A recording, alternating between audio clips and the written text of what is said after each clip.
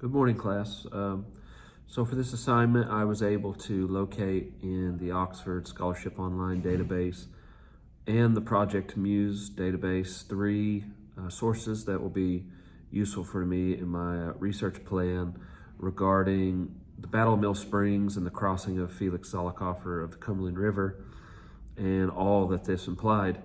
The first source which I found was in Project Muse database. However, it was not available. It was locked, but I was able to locate it in the Jerry Falwell Library database.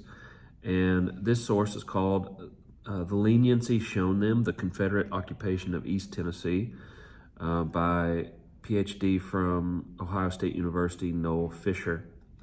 And in this article, he relates some primary correspondence from Felix Zollicoffer himself, which showed him using language about East Tennessee Unionists. And surprisingly, East Tennessee and Eastern Kentucky were both heavily Unionist during the Civil War and remained so through most of it. But he called Eastern Tennessee Unionists demagogues, and that he said that they were under the influence of demagogues. And this is some of the same rhetoric we see employed by Thomas Bramlett and Frank Wolford later regarding Lincoln and other Kentucky Unionists. And this shows that hesitant Confederates and even former Unionists were afraid of a wider radical agenda that was playing out in Washington. And they shared similar sentiments in terms of this. Secondly, also from Noel Fisher, a book called War at Every Man's Door, where he describes in detail the trajectory of Felix Zollicoffer from popular politician in Eastern Tennessee to commander of the Department of East Tennessee.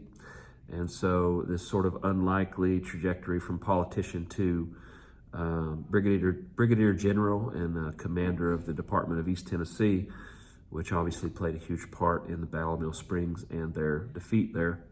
And of course, many scholars point to Zollicoffer as a politician general, and Robert E. Lee himself would later come to really disdain this sort of Confederate Army officer himself, and a lot of that came from his experiences in the Mexican-American War, where he was very familiar with the type of politician generals, unlike himself and others who were career professional military men, like was George Thomas, Zollicoffer's opponent at the Battle of Mill Springs. And so Fisher is valuable for that.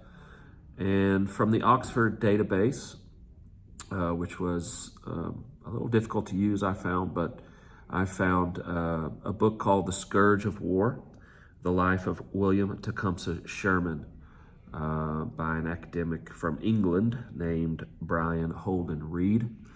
And this book details the professional life of George H. Thomas as it relates to the command of William Tecumseh Sherman in the Army of the Cumberland, and shows his professionalism and his defensive attitude and his command over Camp Dick Robinson in central Kentucky, which played a pivotal role in both the Battle of Mill Springs and the Battle of Perryville later.